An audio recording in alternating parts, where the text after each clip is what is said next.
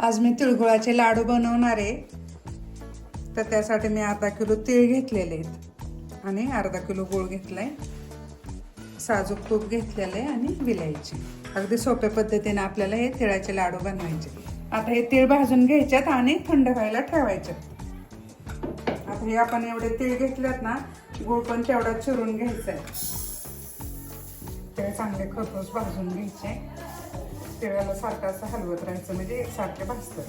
तिळाचे लाडू म्हणजे हे वंशाला पाठवता येतात हळदी कुंकाच्या वेळेस, म्हणून करता आपले हे तीळ लाडू बनवायचे. तीळ कमी गॅसवरच भाजायला लागतात, कारण जास्त परत कढई गरम झाली तर करपण्याची शक्यता असते, म्हणून करता कमी गॅसवर भाजायची आणि चांगलं हलवत राहायचं असं सारखं. आता हे तीळ आपलं भाजून झालेले आहे, तर याला थंड करायला ठेवू.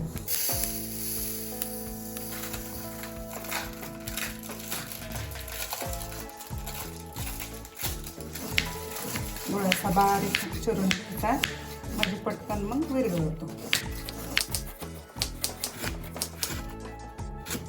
तर आता हे आपण अर्धा किलो गूळ चिरून घेतलेला आहे, तर ह्याच्यामध्ये हा गूळ भरून घ्यायचा आहे. त्याच्यामध्ये 2 चमचे साजूक तूप टाकून घ्यायचे. आपलं तूप गरम झालेलं आहे, त्याच्यामध्ये गूळ टाकून घ्यायचा आहे. त्याच्यामध्ये अर्धी वाटी पाणी टाकायचे.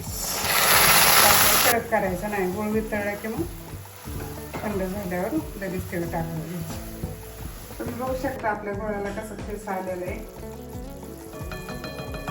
1 चमचा वेलची पावडर टाकून घ्यायची.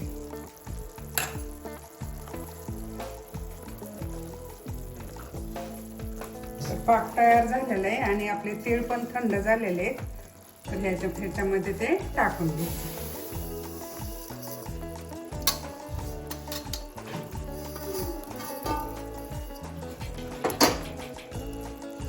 तर आता गॅस बंद करायचा आणि हे चांगलं असं एकत्र हलवून घ्यायचं. आता त्याला ताटात काढून घ्यायचं. अगोदर ताटाला थोडंसं तूप लावायचं आणि त्याच्यामध्ये हे मिश्रण केलेलं वतायचं. तूप लावून घ्यायचं म्हणजे ताटाला सगळीकडे ते चिटकत नाही.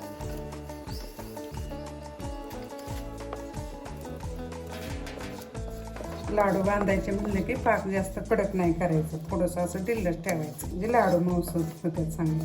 अशा पद्धतीने हे काढून केलेलं आपण सगळे एकत्र ह्याच्यामध्ये ओतून घ्यायचं आणि थंड व्हायला ठेवायचं. जरा थंड झाले की मग लाडू बांधायला घ्यायचे. लाडू ठेवायचं त्याला पण थोडंसं असा एकदम थोडासा असा हात लावायचा, कारण लाडू गरम त्याच्यात ठेवलं तर ते चिटकून बसत. तर थोडंसं पाण्याचा हात घेतल्यानंतर असं त्या पद्धतीने असं आपल्याला मिश्रण घ्यायचं आणि असा गोल करायचा. अशा पद्धतीने लाडू बांधून घ्यायचे आपल्याला. आता आपले हे लाडू बांधून तयार झालेले आहेत.